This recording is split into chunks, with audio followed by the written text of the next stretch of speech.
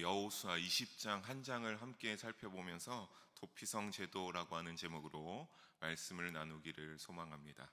우리가 먼저 앞서 1장에서 12장까지 볼 때는요, 여호수아를 리더로 하는 이스라엘이 이제 가나안을 정복하는 그 가나안 정복사를 살펴봤고, 13장에서 19장까지는 하나님이 주신 가나안 땅 분배 과정을 살펴보고 이제 완료되는 모습까지 우리가 19장까지 봤습니다. 그리고 이제 이것으로 하나님께서 창세기 12장 7절에 보면 이렇게 말씀하시죠. 아브라함에게 내가 너에게 이 땅을 내 자손에게 주리라고 하니 말씀. 그리고 출애굽기 3장 8절에 보게 되면 여기에 이제 애굽의 손에서 건져내어서 내가 너희에게 이 가나안의 족속에 데려가겠다라고 하는 이 하나님의 약속이 드디어 성취되었는데 약 690년 만에 온전히 드디어 성취되게 되었습니다. 이스라엘 백성들이 가나안에 살아감에 있어서 그렇다면 이제 땅도 다 정복하고 분배 작업도 다 12지파에게 끝났습니다. 그럼 이제 그들에게 남아있는 이제 일은 무엇일까요?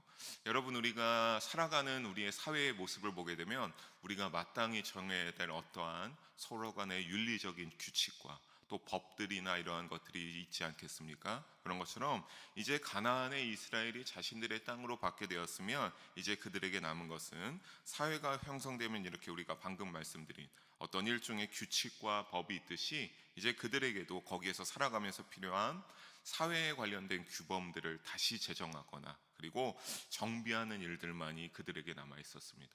당연히 그것은 무엇이겠습니까? 그들이 살아옴에 있어서 하나님께서 지켜야 할 어떠한 규례들을 알려주셨으니까 이제 그런 것들을 다시 확립하고 또 제정해야 될 것은 제정해야 되는 그러한 일련의 과정들이 그들에게 남아 있었죠. 그러면서 오늘 20장과 21장이 그 일환의 첫 시작으로 볼 수가 있겠습니다. 그래서 이제 가나안에 정착하여 삶을 살아갈 것을 준비하는 단계인 동시에 가나안 땅의 분배와 정착을 다루는 부분에 있어서 이 20장과 21장이 최종 부분이라고 할 수 있습니다. 20장에서는요, 오늘 제목처럼 도피성에 대한 부분을 언급하고 있고요, 21장에서는 레위 지파의 성읍 분배에 대하여서 언급하고 있습니다. 오늘은 그 중에서도 도피성에 대한 부분을 함께 보면서 우리가 이 시대에 우리에게 주시는 영적 교훈을 나누고 믿음으로 우리가 듣고 함께 결단하는 시간이 되기를 주님의 이름으로 간절히 소망하고 축복합니다. 모든 땅의 분배가 끝나고 나온 후에 우리 1절을 보게 되면요, 여호와 하나님께서 여호수아에게 말씀하십니다. 여호수아야, 너에게 내가 말하는데 어떤 명령을 내리십니까? 우리 2절 다시 한번 함께 읽어보도록 하겠습니다. 이스라엘 자손에게 말하여 이르기를 내가 모세를 통하여 너희에게 말한 도피성들을 너희를 위해 정하여. 먼저 일단 우리가 여기에서 알 수 있는 건 무엇입니까? 내가 모세를 통하여서 한번 말했다. 그 도피성을 통하여 정했던 것을 말했는데 이것을 너희에게 다시 한번 너가 정하라고, 여호수아에게 도피성을 정하라고 하나님이 말씀하십니다. 도피성의 위치가 상세하게 드러나는 것은요, 여러분 조금 우리가 뒤를 먼저 보게 되면 7절과 8절에서 아주 자세하게 드러나고 있습니다. 제가 여기에 총 6개 지역을 노란색으로 표시해 놨는데요, 먼저 이렇게 7절에 보면 게데스, 세겜, 베셀, 기럇아르바, 헤브론, 그리고 베셀, 길르앗, 바산, 골란 이렇게 나오는데 여러분 늘 말씀하시듯이 지도로 보면 더 쉽습니다. 우리 지도로 한번 보겠습니다. 지도로 보게 되면 이렇게 저기가 나와져 있습니다. 그래서 여기에서 여러분 요단 동편에 있는 이 베셀, 길르앗, 바산, 골란은 모세가 먼저 정한 도피성입니다. 그리고 이제 그 다음에 나오는 서편의 요단, 서편의 게데스, 세겜, 기럇아르바, 그러니까 이 헤브론, 여기는 바로 여호수아가 정한 도피성입니다.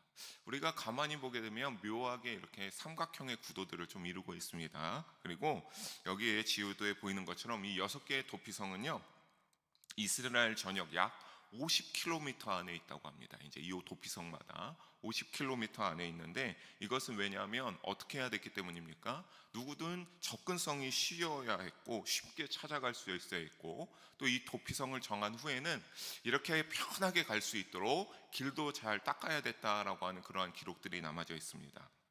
그래서 이 지역들을 여러분 평균 시속 5km를 걸어서 10시간을 걸으면 신기하게도 다 하루 안에 도착할 수 있는 그러한 거리로 이 도피성들이 지역에 이렇게 딱 정해져 있었다고 합니다. 그렇다면 그래서 하루 안에 이렇게 빨리 걸어서 딱 도피성에 하루 안에 어디든지 도피성에 내가 가고자 하면 하루 안에 딱 도착해야 될 수 있었습니다.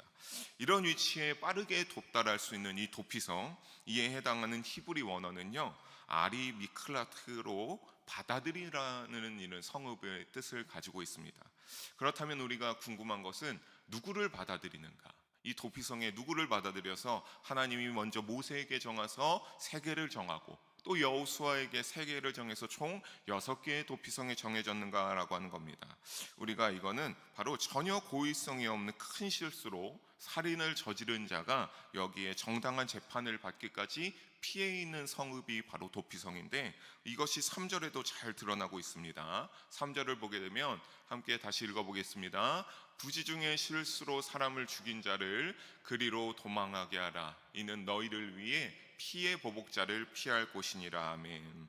그러니까 여기에도 나오는 것처럼 부지 중에 실수로 사람을 죽인 자를 위하여서 거기로 도망가기 위해서 도피성을 정하였습니다.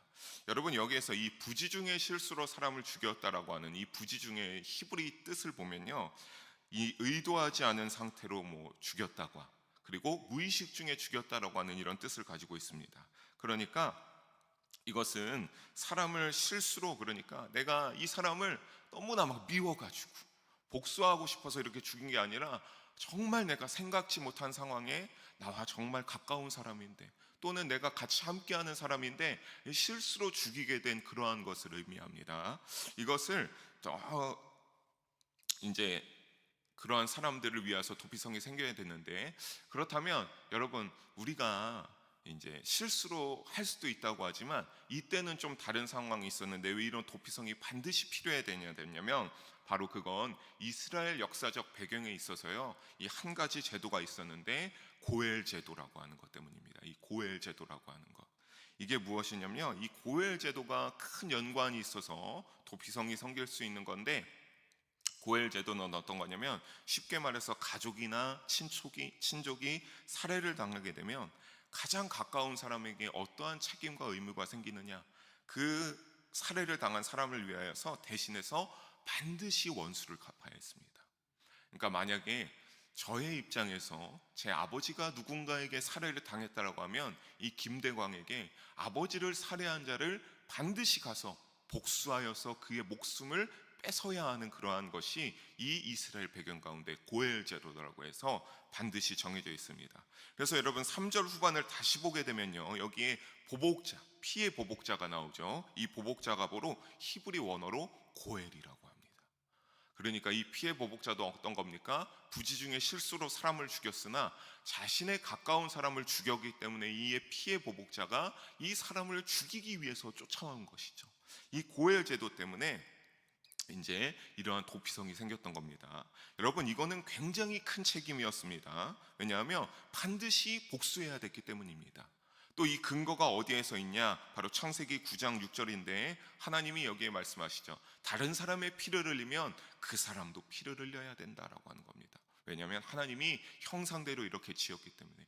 그러니까 누군가를 내가 죽였으면 그 사람이 죽어야만 어떻게 되는 겁니까? 이 피가 둘 다 이제 흘린 바가 되어서 서로 어떠한 약간 쌤쌤이라고 할까요? 이렇게 약간 쌤쌤이라고 할 수 있는 그런 식으로 이제 이게 해결될 수 있다라고 이렇게 좀 볼 수가 있는 거죠.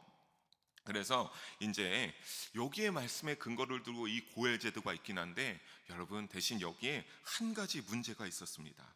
이 문제는 무엇이냐? 여러분 생각해 보십시오. 한 번의 보복으로 인하여서 끝나면 좋겠죠. 근데 내가 누군가를, 나의 아버지를 죽인 자를 위하여서 내가 가서 보복에 성공했습니다. 그럼 그 사람에게 또 자녀가 있다고 하면 뭐가 이어지는 겁니까? 그 자녀에게도 고엘 제도의 책임이 전가되는 것이죠. 그러니까 참 무서운 게, 한 사람이 복수를 하게 되면 이번에는 복수를 당한 사람의 그 가장 가까운 사람이 또다시 복수를 하게 되면서 무엇이 끊이지 않은 겁니까? 복수를 하고 계속 복수를 하게 되는 겁니다. 그러다 보니까 서로 사랑하고 함께 살아야 될 그 공동체에 뭐가 끊이지 않게 되는 겁니까? 이제 피의 악순환이, 비극적인 혈전이 그치지를 않았습니다. 특별히 여러분 생각해 보십시오. 그 중에 고의성이 없는 이 우발적인 살인자라도 피해 보복자, 고엘의 책임을 가지고 있는 자의 눈에 띄는 경우에는 죽음을 면할 수가 없었습니다. 왜 그렇습니까? 고엘의 책임을 가지고 있었기 때문에 반드시 복수를 해야만 했기 때문입니다. 그래서 너무나 이제 이를 피하기 위해 저런 빠르게 아까 보는 것처럼 도달할 수 있는 거리에 도피성이 그렇게 신기하게 위치할 수 있었다라는 것을 우리가 잘 또 도피성에 대하여서 알아야 되겠습니다. 여러분, 그런데 우리가 당연히 죄를 지었다면, 누구든지 죄를 지었다면요, 거기에 따르는 철저한 심판이 이루어져야 됩니까? 안 이루어져야 됩니까? 당연하죠. 죄를 지었으면, 뭐 내가 실수였어도 아니었어도 죄를 지었다면 철저한 심판이 이루어져야 하는 것이 마땅합니다. 하지만 우리는 이 도피성 제도에 있어서 우연찮게 살인을 저지르게 되는 인간의 연약함 때문에 하나님께서 그것을 아시고 생겼다는 것을 간과해서는 안 됩니다. 그러니까 즉 하나님이 도피성 제도를 만드는 것에 있어서 하나님이 인간들을 가만히 보게 되니까 너무나 해결할 수 없는 그 연약함을 하나님이 발견하게 되었더라라고 하는 것이죠. 첫 번째로 그 연약함은 어떤 거냐면, 우리가 이제 신명기 9장 15절의 예로서 잘 알려줍니다. 우리 신명기 19장 5절인데 여러분 좀 길죠? 이 어떤 내용이냐면, 여기에 보면 어떤 겁니까? 사람이 이웃과 함께 나무를 베기 위하여서 서로 도끼를 메고 이제 숲속으로 들어갔습니다. 그래서 이제 딱 이제 나무를 패기 시작하는데, 이 어떤 한 사람이 딱 나무를 찌그러는 순간 도끼날이 빠졌는데 하필 어떻게 되는 겁니까? 같이 온 사람의 머리에 그 도끼날이 팍 맞게 된 겁니다. 그래서 그 사람이 그 자리에서 즉사하게 됐습니다. 이것이 여기 신명기 19장 5절에 부지 중에 살인한 자로서 예로 들게 되는 겁니다. 내가 살인하고 싶었던 게 아니죠. 같이 일하러 간 사람인데 누가 그런 사람을 죽이고 싶겠습니까? 하지만 내가 어떻게 할 수 없는, 내가 그냥 나는 내게 주어진 노동을 위하여서 나무를 패려고 했던 건데 하필 어떻게 된 거죠? 도끼의 머리가, 자루가 빠져서 그 사람에게 심각한 타격을 입히게 된 겁니다. 그래서 어떻게 됐어요? 그 사람은 그 자리에서 즉사했다라고 하는 것이죠. 여러분, 이것이 바로 인간의 연약합니다. 우리가 원하지 않든 원치 않든 나는 그냥 정말 내가 그러려고 한 거 아니라 나 나름대로 어떻게 열심히 하고 열심히 삶을 살아갔던 것 뿐인데, 여러분의 삶을 되돌아보면 가끔 그것이 어떨 때가 있죠? 남에게 내가 원하지 않아도 피해를 입힐 때가 있다라고 하는 것을 하나님이 인간관계에 인간들의 이런 연약함이 있구나라고 하는 것을 첫 번째로 캐치하게 하신 겁니다. 그래서 우리가 어떤 겁니까? 우리가 의도치 않아도 다른 사람에게 언제나 해를 끼칠 수가 있다라고 하는 것을 잊지 마시기를 바랍니다. 저도 예전에 그런 적이 있습니다. 나는 그냥 축구하면서 수비하기 위해서 공을 아주 빠르게 걷어찼습니다. 근데 하필 그 공이 날아가는 중에 어떤 아이가 와서 탁 쓴 거죠. 근데 또 하필 그 아이가 어땠는지 아십니까? 안경을 쓰고 있었어요. 아주 옆에 기똥차게 맞고 안경이 그 자리에서 박살이 났습니다. 그래서 어떻게 했냐면, 제가 잘못한 거 아니겠습니까? 고의가 아니어도 아버지에게 말씀드리고 그 안경값을 변상해 줬던 기억이 있는 것처럼, 우리가 이런 것처럼 어떤 겁니까? 내가 원하지 않아도 이런 것들이 우리의 연약함이 될 수 있다, 남에게 피해를 끼칠 수 있다라고 하는 이 첫 번째 연약함으로써 누구나 실수하고 남에게 해를 끼칠 수 있는 가능성에서 하나님이 도피성을 제정하셨다라고 하는 사실입니다. 여기에서 일어나는 그리고 두 번째 연약함이 있습니다. 이번에는 좀 포커스를 옮겨야 됩니다. 우리가 조금 이제 부지불식간에 내 도끼날이 날아가서 어떠한 사람에게 머리에 맞아서 그 사람이 직사하는 일이 일어났다면, 그 다음에 거기에서 내가 고의가 없는 그러한 피해를 끼친 연약함이 있다. 이번에는 포커스를 옮겨서 신명기 19장 6절을 한번 보도록 하겠습니다. 이번에 함께 읽어보겠습니다. 그 사람이 그에게 본래 원한이 없으니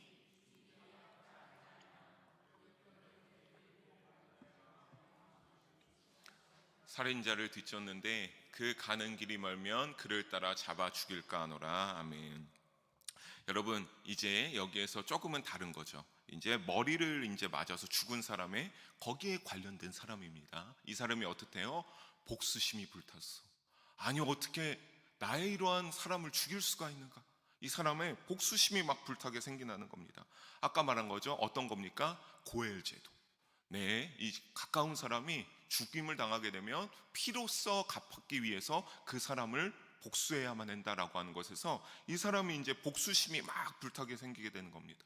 그런데 여러분 생각해 봅시다. 어떤 사람이 이 복수심이 너무나 불타올라서 그 사람을 다 휘감아 버린다고 하면 그 사람이 이성적 판단이 가능합니까? 내가 어떻게 해서든지 죽인다. 내가 반드시 무엇이든지 너를 따라가서 죽여버리겠다라고 하는 복수의 화신이 되어버리죠. 그 사람에게 어떠한 과정을 말한다라고 한들 들을 리가 없습니다. 왜 그렇습니까? 그 사람을, 내가 복수심에 불타는 그 사람을 죽여야만 그 복수심이 끝나게 버리게 되기 때문입니다. 여러분, 이것이 바로 인간의 두 번째 연약합니다. 어떠한 과정이나 어떠한 실수도 들으려고 하지 않습니다. 반드시 죽이려고만 내 원한이 끝나는 그 인간의 또 다른 연약함입니다. 일단 원한을 갚는데 복수심이 불타오르게 되기 때문입니다. 여러분, 하나님이 이러한 모든 인간의 연약함 이 두 가지를 잘 알고 계셨습니다. 그래서 앞서 말한 대로 피가 흘렸으면 흘리게 한 자의 피로써 정리가 된다. 여러분, 이것도 하나님의 그러한 말씀과 진리입니다. 근데 이런 것들 가운데 일단 긍휼로 하나님이 그 속사정을 하시고 긍휼과 은혜를 베풀어야겠다라고 해서 어떻게 한 겁니까? 이제 소망을 주신 것이 바로 이 도피성 제도입니다. 그래서 이 도피성 제도는 가만히 보면 하나님의 어떠한 인간을 향한 공의와 사랑이 가장 완벽하게 조화롭게 이루어진 그러한 제도가 바로 이 도피성 제도라고 할 수 있겠습니다. 사랑하는 성도 여러분, 하나님은 이처럼 인간을 향한 우리의 속마음을 감찰하시고 늘 어떻게 하십니까, 여러분? 여러분에게 우리에게 늘 사랑의 긍휼을 베풀어 주시기를 원하시는을 잊지 마시기를 부탁드리겠습니다. 그래서 하나님이 우리에게 무엇을 보내주셨습니까? 예수님을 보내주셨죠.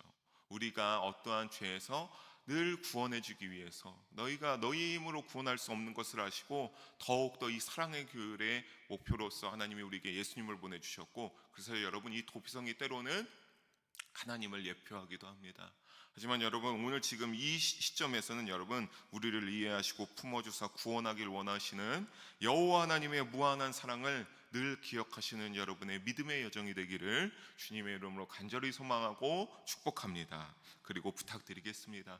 늘 잊지 마시기를, 하나님의 사랑을 기억하십시오. 늘 그것을 내가 믿음이 흔들리려고 할 때마다 내가 받은 사랑, 내가 받은 은혜를 기억하면서 살아가시기를 주님의 이름으로 부탁드리겠습니다. 여러분, 그런데 이 도피성 굉장히 좋은 도피성이고 하나님의 긍휼의 사랑과 은혜가 조화롭게 이루어진 것인데 아무나 무조건 들어가고자 하면 들어갈 수가 없었습니다. 우리 왜 그런지 4절과 5절 함께 읽어보도록 하겠습니다. 이 성읍들 중에 하나에 도피하는 자는 그 성읍에 들어가는 문 어귀에 서서 그 성읍의 장로들의 귀에 자기의 사건을 말할 것이요, 그들은 그를 성읍에 받아들여 한 곳을 주어 자기들 중에 거주하게 하고, 피의 보복자가 그의 뒤를 따라온다 할지라도 그들은 그 살인자를 그의 손에 내주지 말지니 이는 본래 미워함이 없이 부지중에 그의 이웃을 죽였음이라. 아멘. 그냥 들어갈 수가 없죠. 4절을 보게 되면 도피성에 내가 우연하게 살인을 저질러서 피하고자 하면 첫 번째로 누구에게 말해야 되는 겁니까? 그 도피성의 성읍의 문어기에 열심히 서둘러 가서 그 문어기에 있는 장로에게 나의 모든 자초지종을 고해야 했습니다. 내가 이차저차해서 내가 그냥 나무를 패려고 왔는데 내 도끼 날이 자루가 날아가서 그 사람의 우연찮게 내가 머리가 맞았다. 내가 그래서 같이 일하는 사람인데 부연하게 이제 죽이게 돼서 내가 너무나 속상한데 이 고엘제도로서 보복자가 쫓아오니 나를 좀 구원해달라. 장로가 듣고 판단하여서 정당성 여부를 판단합니다. 그래서 오케이가 되면 어떻게 되는 거죠? 그때 도피성에 들어가게 되는 겁니다. 여러분, 이 도피성에는 총 2번의 재판이 있는데 이 장로로서 나의 모든 자초지종을 말하고 장로가 그래 너 도피성에 들어와야겠다라고 하면 첫 번째 재판을 통과하는 겁니다. 그런데 여러분, 우리가 여기에서 보면 그런 사람도 있겠죠. 어떤 사람 있겠습니까? 내가 진짜로 죽였는데 그럴듯한 알리바이로 한 사람. 그런데 이 1차는 어떻게 통과하고 그럴 수도 있겠습니다. 어쨌든 근데 1차 재판은 누구를 통과해야 된다? 성문 어귀에 서서 자 이렇게 나의 모든 자초지종을 말해야 된다라고 하는 겁니다. 그러면은 이제 보복자가 따라왔을 때 5절에 어떻게 하라고 합니까? 이 장로에게 이제 살인자가 따라오면, 보복자가 따라오면 내주지 말라라고 합니다. 왜냐하면 어떻게 때문에요? 표시한 대로 그가 부지 중에 자기도 모르게 죽였기 때문에 일단 거기에서 커트하는 겁니다. 여러분, 특히 이것이 커트한다라고 하는 것이 어울리는 게 여기에 내어주다라고 하는 것 있죠. 내어주지 말지니라고 하잖아요. 이 내어주다라고 하는 해당하는 히브리 원어가 사가그레인데 이제 닫다란 뜻을 가지고 있습니다. 그러니까 어떤 겁니까? 성문을 닫아버림으로 또 다른 살인을 유발시켜서는 안 된다라고 하는 겁니다. 여러분, 그런데 우리가 여기를 보니까 우리가 어떤 것을 알 수 있습니까? 여기에서 쫓아온 사람과 하나님의 관점을 우리가 바라보게 되죠. 여러분, 쫓아온 사람의 관점에서 봅시다. 내가 정말 가까이 지내던 나의 친한 친족이자 어쩌면 나의 아비요 부모요 나의 동생이 될 수도 있겠죠. 그런데 이 사람이 죽는 결과가 나에게 일어난 겁니다. 이 사람의 관점에선 이 결과가 너무나 크죠. 나의 사랑하는 사람인데 죽었다. 근데 하나님의 관점, 이 도피성에 들어와서 해야 되는 관점은 뭡니까? 너가 왜 그런 일이 있었냐? 그 과정을 설명하라고 하죠. 너가 어떻게 하다 그렇게 했냐? 그랬구나. 일단 너가 들어와서 목숨을 부지해라. 여러분, 사람의 쫓아온 사람은 자신과 관계된 사람이 죽였다는 결과만을 보면서 죽여야겠다라고 쫓아왔으나 하나님이 정한 이 도피성은 뭐를 보라고 합니까? 그 과정. 어떤 과정이냐? 어떤 과정에서 너가 이렇게 했냐라고 하는 겁니다. 그래서 하나님은 5절 후반에 미워하여 살인할 생각이 전혀 없는 그를 보호하시기 위하여서, 그러니까 이 미워함이 없이 그냥 부지 중에 나도 모르게 무의식 중에 한 이 살인을 보호하려 하시기 때문입니다. 여러분, 이처럼 하나님은 뭐를 봅니까? 우리는 결과를 더 중요하지만 하나님은 과정을 더 중요하게 보시기에 우리의 관점과 하나님의 관점이 다르다고 하는 사실입니다. 여러분, 이것을 우리에게 너무나 쉽게 잘 알려주는 예화가, 여러분이 너무나 잘 아는 예화가 있죠. 어떤 예화입니까? 바로 마가복음 12장에 나오는 두 렙돈을 올려드린 과부의 이야기죠. 여러분, 그 과부는 어떠했습니까? 비록 두 렙돈이었지만 자신의 모든 것을 다하여서, 자신의 진짜 남은 전부, 내가 이것을 이제 하나님 앞에 성전으로서 예물로 드리면 내가 지금 당장 1시간 뒤에 먹을 것도 없고 내가 내일 먹을 것도 없고 아무것도 내가 준비된 게 없지만 내가 이것을 전부 하나님께 드린다라고 하는 거였습니다. 하지만 부자는 어떠했죠? 여러분, 그 당시에 헌금통은 예전에 담임 목사님도 설명해 주셨지만 통으로 이제 해서 이 헌금할 때마다 짜랑짜랑 소리가 아주 많이 났다고 했습니다. 그러면은 이제 이 부자가 많은 수의 액수의 동전을 걷다가 하니까 어떻겠습니까? 소리가 아주 리드미컬했겠죠. 짜랑짜랑 하면서 리드미컬하고 요란하게 들렸겠습니다. 그러면 많은 사람들이 그 들어가는 액수의 결과의 소리만을 듣고 어떠한 겁니까? 이야, 저 사람 헌금 많이 한다. 하나님이 귀하게 보시겠네. 헌금 많이 하니까. 여러분, 근데 나중에 예수님은 누구의 손을 들어주시죠? 두 렙돈을 드린 과부의 손을 들어주시지 않습니까? 그게 중요한 것이 아니다. 이 과부, 모든 전부를 다 드린 이 과부를 더 기뻐하시면서 그 여자의 손을 붙잡아 주시고 이 여자를 더 중요하게 보십니다. 왜 그렇습니까? 그 과정이 달랐기 때문이죠.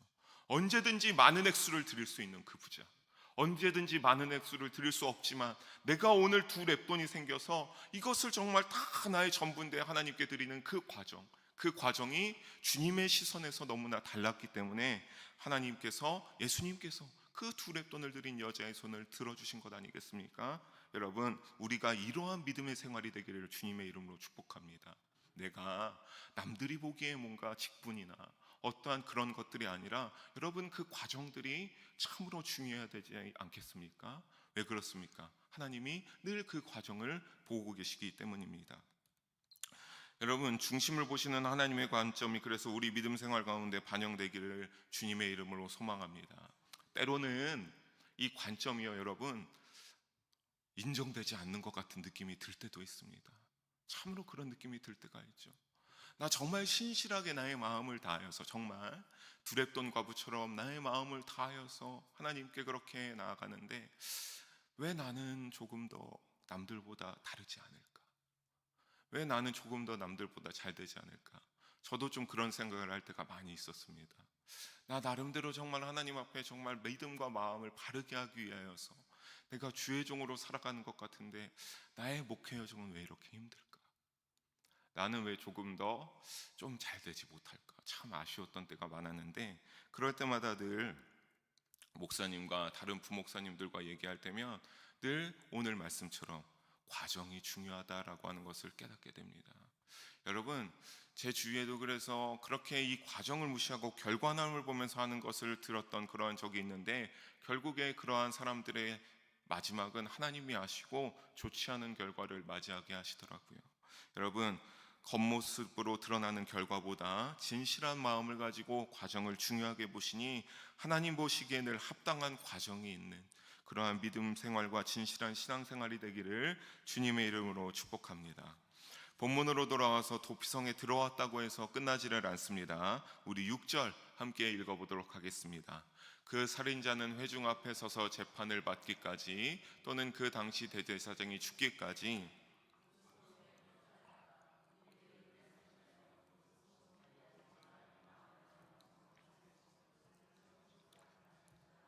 하시니라. 아멘. 여러분, 도피성으로 피신한 부지 중에 실수로 사람을 죽인 자는 재판을 받거나 당시의 대제사장이 죽을 때까지는 반드시 있어야 합니다. 그런데 중요한 거는 사실 재판을 받아서 이게 2차 재판입니다. 그러니까 회중 앞에 서서 1차로는 이제 장로에서 통과를 해서 이제 도피성에 들어오고, 도피성에서 2차로 이제 재판을 또 받게 되는 겁니다. 근데 거기에서 그래, 너가 무의식 중에 실수로 사람을 죽였구나라고 해서 인정이 돼서 거기에서는 이제 있을 수 있는데, 다만 어떻게 할 때까지요? 대제사장이 죽을 때까지 여기에 있어야 됐습니다. 여러분, 6절을 보면, 그래서 자세히 보면 부지 중에 실수로 죽인 사람인데도 결국에는 뭐라고 합니까? 여러분, 앞에 보면 뭐라고요? 그 살인자. 여러분, 그 살인자.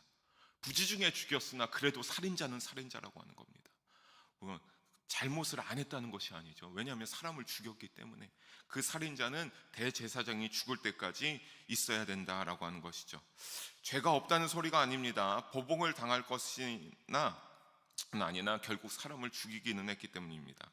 그런데 만약에 도피성 안에 계속, 그러니까 대제사장이 죽을 때까지, 그 당시에 그가 들어왔을 때에 대제사장이 죽을 때까지 계속 도피성 안에 있어야 했습니다.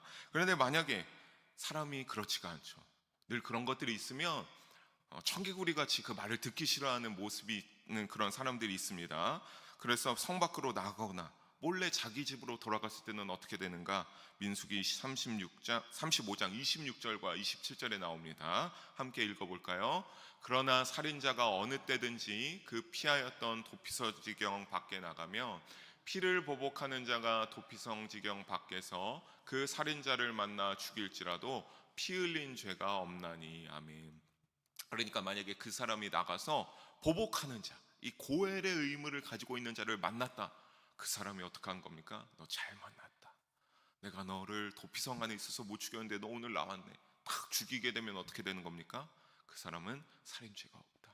다만 그렇지 않을 때는 살인죄가 있다라고 하는 거지만, 그렇게 할 때는 살인죄가 없다라고 하는 겁니까? 왜 그렇습니까? 이것은 도피성 규율에서 예외가 되어서 이렇게 살인죄가 적용되지 않는 것은, 아까 말했죠, 하나님께서 어떻게 해요? 여러분, 인간의 그 모든 연약함을 아시고 목수심도 실수로 폐를 끼친 연약함도 아시고 이 도피성을 만든 것은, 그 안에 있으라고 하는 건 어떤 겁니까? 내가 너에게 이런 도피성의 은혜를 베푸니까 이 은혜 안에 너희가 있으라고 하는 겁니다. 이 은혜의 기회를 놓치지 말고 잡으라고 하는 거죠. 그런데 도피성 밖에서 나오면 어떤 겁니까? 그런 자기에게 받은 은혜의 기회를 자기가 발로 차버리는 꼴이기 때문에 죽어도 여한이 없기 때문에 그렇게 죽음을 받는다라고 하는 겁니다. 여러분, 우리가 여기에서 한 가지 중요한 영적 교훈을 찾을 수가 있습니다. 바로 무엇입니까? 인내입니다. 인내. 여러분, 인내. 여러분, 믿음으로 살아가면서 얼마나 인내하면서 살아가십니까? 그들은 반드시 재판 후에 대제사장이 죽은 후에야 자신의 집으로 돌아갈 수 있었습니다. 그러니까 그 죄악을 속량받기 위해서 언제까지 반드시 있어야 되겠습니까? 대제사장이 죽을 때까지, 끝까지, 그때가 그가 비로소 자유의 날이 되는 날입니다. 도피성 안에 없어도 되는 자유의 날이 되는 날이죠. 그럴 때까지 반드시 있어야 됐습니다. 누군가는 여러분, 이제 대제사장이 이런 것도 있겠죠. 대제사장이 40살 때 들어온 사람, 대제사장이 80세 때 들어온 사람 있으면 짧고 길은 차이가 있긴 하겠죠. 하지만 그것조차도 여러분, 뭐가 됐든 공평하게 주어지는 은혜입니다. 그 사람이 대제사장이 죽을 때까지 죄를 속량해야 됐습니다. 여러분, 이거 굉장히 단순하죠. 하지만 반드시 지켜져야 되는 겁니다. 이것은 우리에게 단순하면서도 강력한 영적 교훈을 인내와 함께 제시해주고 있는데요. 바로 어떤 겁니까? 우리 역시 하나님 나라에 도달하는 그날까지 어떠한 고난과 어떠한 어려움이더라도 어떻게 해야 된다라고 하는 겁니까? 오직 예수님을 나의 구주로 여기는 믿음과 하나님을 믿는 믿음에서 떠나지 말아야 한다라고 하는 겁니다. 굉장히 심플하죠, 여러분. 우리도 역시 믿음의 인내를 통해서 여러분의 믿음 생활에서 하나님 나라 가는 그날까지 오직 하나님을 믿고 예수님을 믿고 그 십자가를 놓치지 말고 그 보혈의 능력을 놓치지 말고 붙잡고 살아가는 믿음의 인내가 우리에게 요청된다라고 하는 사실입니다. 여러분, 그러니까 우리에게 똑같이 이 도피성으로서 적용되면 어떤 겁니까? 우리가 그러한 것을 배가 불러서 교만하여져서 우리의 믿음이 변질되어져서 하나님을 손을 놓고 예수님의 손을 놓고 하면 우리 역시 어떻게 되는 겁니까? 하나님 나라에 들어갈 수가 없다라고 하는 사실을 우리가 잘 기억해야 되는 것이죠. 굉장히 간단하고 굉장히 이해하기 쉬운 영적 교훈이지만 굉장히 강력한 교훈을 제시해 준다라고 말씀드리는 것은 우리가 언젠가 영생을 누리느냐 마냐의 결정이 여기에 달려 있기 때문에 그렇습니다. 여러분, 구절을 보면 또 이스라엘 사람에게만 그치는 것이 아닙니다.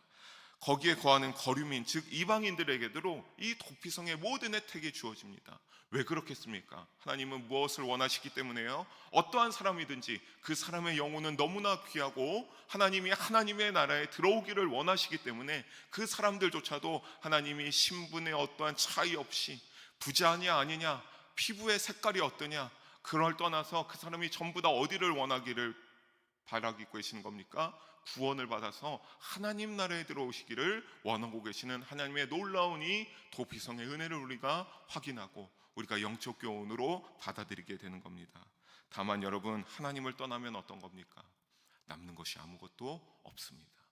보복하는 자의 손에 죽게 되는 것처럼 여러분 생각해 보십시오. 우리에게 이 보복하는 자가 누구겠습니까? 사탄 마귀겠죠. 우리를 흔들어서 지옥으로 늘 끌고 다니기를 원하는 이 사탄 마귀가 우리를 기다렸다는 듯이 휘어잡아서 우리의 영혼의 귀한 목숨을 앗아갈 것입니다. 사랑하는 성도 여러분, 야고보서 5장 7절에 그래서 야고보 사도는 이와 같이 말합니다. 함께 읽어볼까요? 그러므로 형제들아, 주께서 강림하시기까지 길이 참으라. 보라, 농부가 땅에서 나는 귀한 열매를 바라고 길이 참아 이른 비와 늦은 비를 기다리나니. 여러분, 농부가 땅에서 자신의 그러한 귀한 열매를 맺는 것을 빗대어서 어떻게 하라고 하는 겁니까? 그런 인내를처럼 너가 주께 강림하시기까지 너희가 믿음의 인내를 가지고 참으라라고 야고보 사도는 말합니다. 어디에서 인내해야 되겠습니까? 여러분, 오늘 이 나온 주님이 몸된 성전에서 참으시면서 늘 우리가 어떻게 해야 될까요? 오직 예수님 안에서, 여호와 하나님 날개 안에서 믿음으로 인내할 수 있기를 바랍니다. 여러분, 우리가 그렇다면 이런 생각이 들 수 있죠. 아니, 나는 부지 중에 실수를 저지르지도 않고 나는 부지 중에 사람을 죽이지도 않았는데 왜 내가 굳이 이래야 됩니까? 라고 하는 건데, 여러분, 저는 이러한 생각을 참으로 교만하다고 여기겠습니다. 참으로 하나님 앞에 건방 떤다고 말하겠습니다. 여러분, 우리도 부지 중에 살인한 자예요. 우리에게 어떠한 부지 중에 살인한 죄가 있습니까? 여러분, 우리 누구의 후예입니까? 우리 아담과 하와의 후예죠. 여러분, 다 원죄의 속성 가지고 있죠. 여러분이 받고 싶어서 받았습니까? 아까 말한 것처럼 부지 중에 그 히브리 뜻이 뭐였습니까? 무의식 중에도 있었습니다. 무의식 중에. 여러분, 우리 그냥 인류로서 살아가면서 하는 것들에 우리가 아담과 하와의 후예이기 때문에 우리에게 늘 뭐가 있는 것이 있습니까? 원죄의 속성을 가지고 있죠. 여러분, 그거 역시 똑같은 거 아니겠습니까? 부지 중에 살인한 자, 부지 중에 죄악을 가지고 있는 자, 우리가 그러한 자들입니다. 그러니까 우리가 더욱더 어떻게 해야 되겠습니까? 우리가 더욱더 예수님을 붙잡고 하나님 안에서 살아가기 위해 노력해야 되지 않겠습니까? 사도 바울은 그래서 로마 3장 10절에서 우리가 부지 중에 죄진 자를 이렇게 말하지 않습니까? 기록된 바 의인은 없나니 하나도 없으며. 여러분, 오늘 이 자리에 앉아있는 사람 중에 저도 감히 말하겠습니다. 의인은 하나도 없지 않습니까? 누가 날 때부터 의인이 있습니까? 오직 예수님밖에 없지. 하나님이 친히 이 땅에 보내신 그 예수님만이 날 때부터 의인이었고 고결했고 죄가 없는 완전하신 분이었죠. 우리는 늘 죄악이 있죠. 우리는 늘 연약함이 있지 않습니까? 앞서 말한 그 부지중에 죄한 남에게 해를 끼치는 연약함, 나의 때로는 복수심에 내가 미운 감정이 올라서 하는 그 연약함, 누구든지 있기 때문에 우리는 의인이 없습니다. 이 사도 바울의 말씀이 우리에게 적용되는 것이죠. 그러니까 어떤 겁니까? 우리 역시 부지중에 어떤 자다, 살인한 죄를 지고 있는 사람이다라고 하는 사실 잊지 마시기를 주님의 이름으로 부탁드리겠습니다. 여러분, 그래서 우리가 잘 아는 요한복음 15장 5절의 말씀에서 예수님이 말씀하신 것 아니겠습니까? 나는 포도나무고 너희는 모니 가지니까 누굴 떠나지 말라? 예수님을 떠나지 말라. 나를 떠나서는 너희가 아무것도 할 수 없습니다. 우리가 예수님을 떠나서는 아무것도 할 수 없어요. 여러분 예수님 없이 죄악에서 이길 수 있을 것 같습니까? 아니요. 당장 내일 내 욕심 정욕대로 하고 싶은 것 하고 앉아 있는 그러한 내 모습을 발견하게 될 겁니다. 여러분, 오직 예수님의 안에 거하기 위해서 우리가 더욱더 지금 이 시기에 노력해야 될 줄로 믿습니다. 왜 그렇습니까? 영적으로 사랑하는 성도 여러분, 어려운 시기를 지나고 있기 때문에 그렇습니다. 여러분, 참으로 어려운 시기를 지나고 있습니다. 하지만 감사합시다. 누가 있기 때문에 그렇습니까? 도피성이 되시는 하나님의 사랑과 그 예수님이 우리에게 도피성이 되어주시기 때문인 줄로 믿습니다. 우리에게 영적 도피성이신 하나님과 예수님이 여러분에게 늘 함께 하심을 잊지 마시기를 바랍니다. 맡겨진 소명에 그래서 여러분 직분에 충성을 다하여서 하나님 이름에 영광 돌리기 위하여서 노력하십시오. 하나님의 그 이름 가운데 누가 되지 않는 믿음의 생활을 할 수 있기를 노력하시길 바랍니다. 매일 그런 척하고 바리새인들과 서기관들처럼 뒤에서는 내 욕심대로 내 정욕대로 행할 것이 아니라, 그러고선 남들 앞에서는 아닌 척하는 것이 아니라 여러분 늘 노력해야죠. 일치해야죠.